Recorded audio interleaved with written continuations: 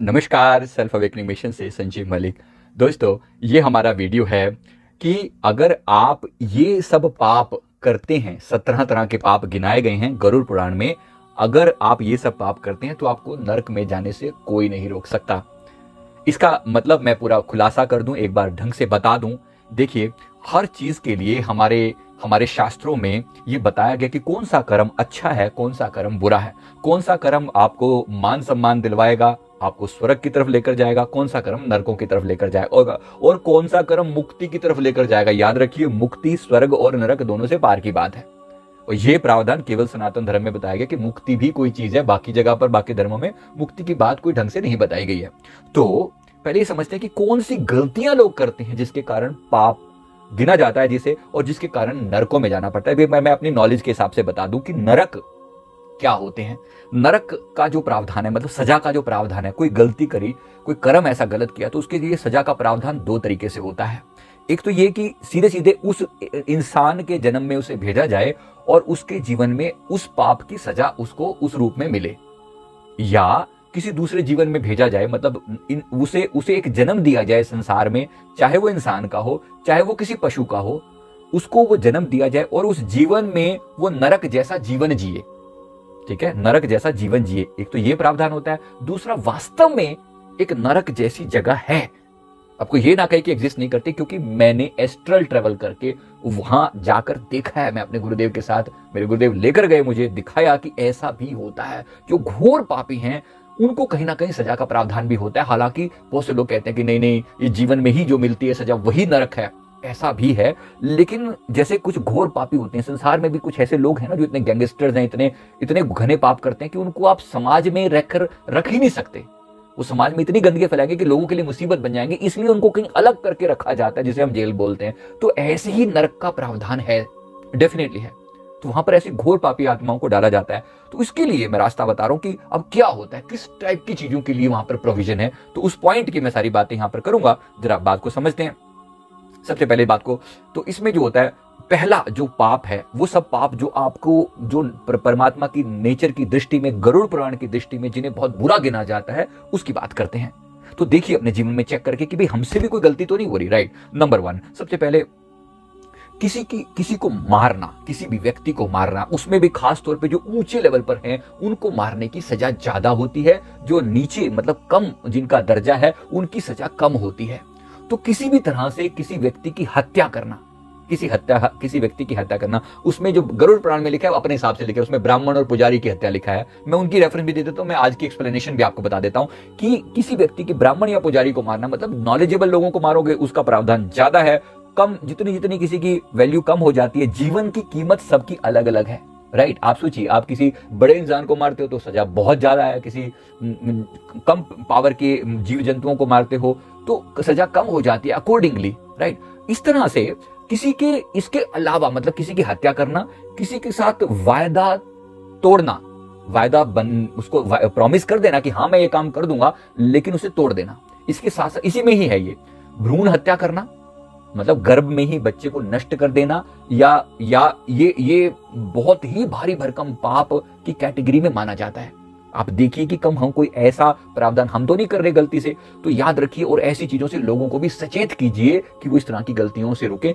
गरुड़ पुराण में तो लिखा गया है कि सीधे सीधे ये लोग नरक की सजा पाने के लिए तैयार रहिए, राइट। अगर कोई ऐसा करता है तो आप इसमें विशेष रूप से ख्याल करें कि हमसे ऐसी गलती ना हो, राइट। अब इसमें देखिए, खास तौर पे प्रॉमिस कर देना। मैं बाकी चीजों तो ठीक है, हत्या वत्या तो चलो कोई किसी की ना भी करते होंगे, लेकिन प्रॉमिस किए करके तोड़ना बहुत लोग गलती करते हैं।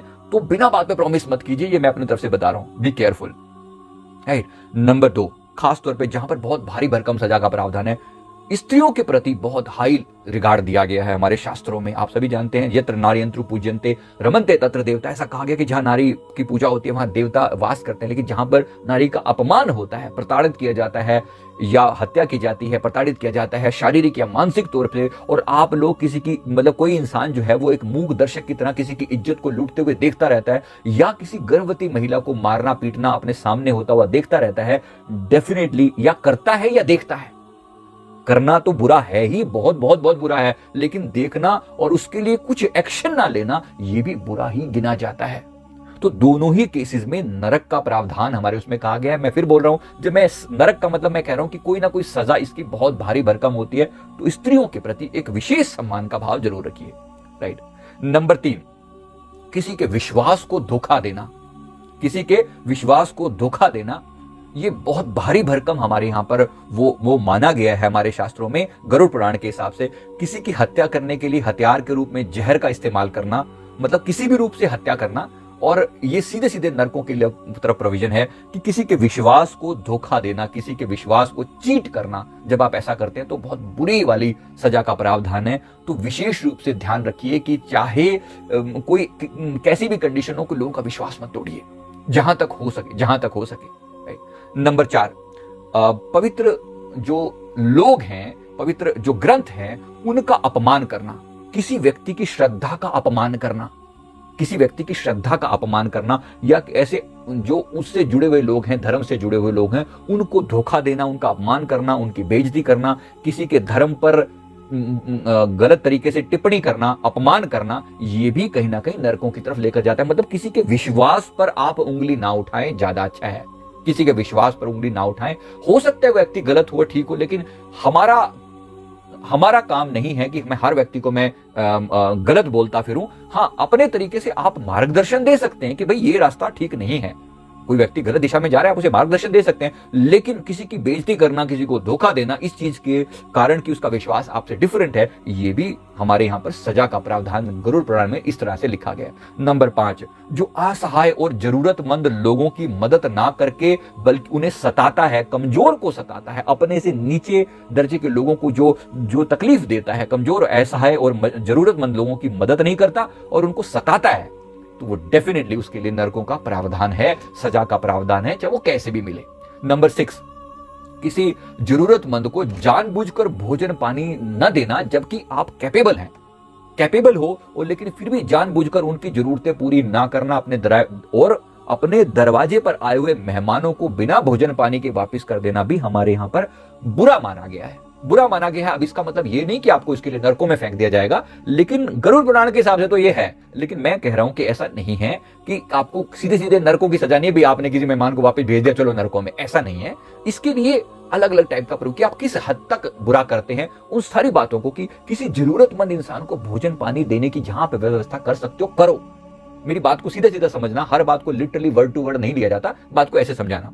राइट। नंबर 7, जो किसी व्यक्ति की मदद करने के बजाय उससे छीन ले और अपना स्वार्थ के लिए लोगों की गाढ़ी कमाई हुई जो कमाई को छीन लेता है, अपनी भलाई के लिए दूसरों के हक मारता है, ऐसे लोगों को के लिए भी नरक का प्रावधान है, सजा का प्रावधान है।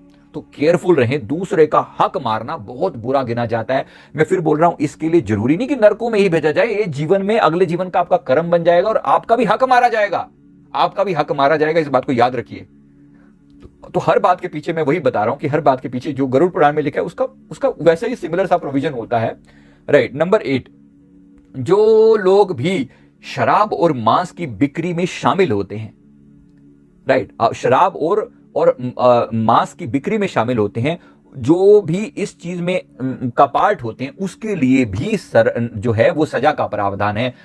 मतलब डेफिनेटली आप उसके अंदर कंट्रीब्यूट कर रहे हैं तो आप उसका पार्ट हैं, आप उससे अलग नहीं है, तो ये भी कहीं ना कहीं आपको लोअर टेंडेंसी में, क्योंकि मांस को बनाने में, काटने में कुछ आपका, अगर आपको यूज किया गया है बीच में, कहीं ना कहीं आप भी शामिल हैं उस गतिविधि में, या आपके कारण ऐसा हुआ है, आप खा रहे हैं या कटवा रहे हैं, बात कहीं ना कहीं सजा की है। तो इस चीज में विशेष रूप से ख्याल कीजिए कि इसके लिए भी सजा का प्रावधान है, चाहे वो किसी न किसी रूप में प्राप्त होगी। नंबर 9, अपनी संतुष्टि के लिए जानवरों की हत्या करना एक बहुत बड़ा पाप गिना जाता है। अपनी संतुष्टि के लिए, कि भाई शिकार पर जा रहे हैं, तो शिकार पर जाना किसी भी रूप में अपने केवल मजे के लिए, अपनी संतुष्टि के लिए ये करना बहुत बुरा उसमें गिना जाता है। ऐसे लोगों के लिए भी सजा का बहुत गहरा प्रावधान है। राइट। नंबर 10, किसी की स्त्री पर बुरी नजर रखना, खास तौर पे अपने से बड़ों की, राजा की, विद्वान की, टीचर की पत्नी पर बुरी नजर रखना, गुरु पत्नी पर, राजा की पत्नी पर, किसी अपने टीचर की पत्नी पर, या अपने से बड़े किसी भी अपने से बड़े रिश्ते में किसी की पत्नी पर बुरी नजर रखना, या किसी के को ज्ञान का अनादर करना और उसे गाली देना, राइट, ये भी कहीं ना कहीं सजा का प्रावधान है। इसके लिए भी सजा का प्रावधान है। अपने से बड़ों की पत्नियों का सम्मान हमारे शास्त्रों में बहुत इसका महत्व दिया गया है, तो विशेष रूप से ख्याल कीजिए। नंबर 11, झूठी गवाही देना, किसी निर्दोष को फंसाने के लिए अपनी सच्चाई का प्रदर्शन करना, किसी निर्दोष को फंसाने के लिए और बुराई के हाथों में, मतलब बुराई के हाथों में आगे झुक जाना, ये सारी बातें, झूठी गवाही देना और निर्दोष को फंसाने के लिए अपनी बातें वो अपनी गवाही में ऐड होना, तो डेफिनेटली इसमें जो है ना सजा मिलती है। ऐसा मैंने देखा है जो कि जिन लोगों ने कभी ऐसे कर्म किए होते हैं, तो ऐसे लोगों को जब सजा मिलती है, इस जीवन में कर्म बना होता है, तो इस जीवन में उनको डेफिनेटली वो बिना किसी केस में कारण से केस में फंसा दिए जाते हैं। उनको फिर वो कहते हैं मेरे साथ ऐसा क्यों हुआ, क्योंकि आज आपने गलती नहीं करी लेकिन कभी ऐसी गलती करी होती, झूठी गवाही दी होती। ऐसे लोगों का थ्रॉट चक्र इम्बैलेंस रहता है, फिर ये लोग बोल नहीं पाते, अच्छे कम्युनिकेशन नहीं कर पाते। कभी इन्होंने इसी थ्रॉट का इस्तेमाल दूसरों के दुख देने के लिए किया था, तो उनका थ्रॉट चक्र डैमेज कर दिया जाता है। तो बी केयरफुल। बातें आज आपको छोटी सी लग सकती हैं, लेकिन वो बहुत तकलीफ देह हो जाती हैं। जब इनका समय आता है, पक जाती हैं, तो बहुत दर्द भरी हो जाती हैं, राइट। और इसके अलावा नंबर 12, हरे भरे वनों को, जंगल को, फसल को, पेड़ पौधों को काटना और प्रकृति के जन्म का विनाश करना भी गरुड़ पुराण में पाप की श्रेणी में आता है। मतलब इन जनरल जंगलों को काटना, जंगलों को काटकर जो है प्रकृति के नए जन्म का विनाश करना। देखो, एक प्रकृति का नियम चल रहा है, आपने यहाँ एक पेड़ काटा, कहीं पेड़ लगाया, बैलेंस हो गया, वो ओके है। लेकिन आप यहाँ काटे जा रहे हो, काटे जा रहे हो, काटे जा रहे हो, तो प्रकृति के साथ एक बहुत बड़ा पंगा ले रहे हो। गरुड़ पुराण में ये कहा गया कि इसकी भी सजा है, क्योंकि वहां पर आप बिना बात पे प्रकृति को नष्ट कर रहे हो। ये भी कभी ना कभी सजा के आप भागे होगे, और सजा मिल रही है। आज आप देखिए, जो ये ग्लोबल वार्मिंग चल रही है, क्या ये सजा नहीं है उस चीज की जो हमने जंगल काटे हैं, जो हमने हरे भरे वन उजाड़ के रख दिए हैं? क्या पूरी मानव जाति को सजा नहीं मिल रही है? जो ये सुनामियां आ रही हैं, कहां से आ रही हैं? ये उसी का ही प्रावधान है। तो ये सब पाप की श्रेणी में आता है। अब इसके लिए क्या सजा मिलेगी, वो अलग अलग टाइप के प्रोविजन है। नंबर 13, किसी विधवा की पवित्रता को नष्ट करना या किसी मर्द से शादी की सीमा को लांघ कर संबंध बनाना, जो है गरुड़ पुराण में पाप की दृष्टि से देखा गया है। किसी विधवा की पवित्रता को नष्ट करना या किसी मर्द से शादी की सीमा को लांघ कर संबंध बनाना जो है वो बहुत नेगेटिव कर्म गिना गया है, और ऐसे करने वालों को डेफिनेटली इसकी सजा मिलती है।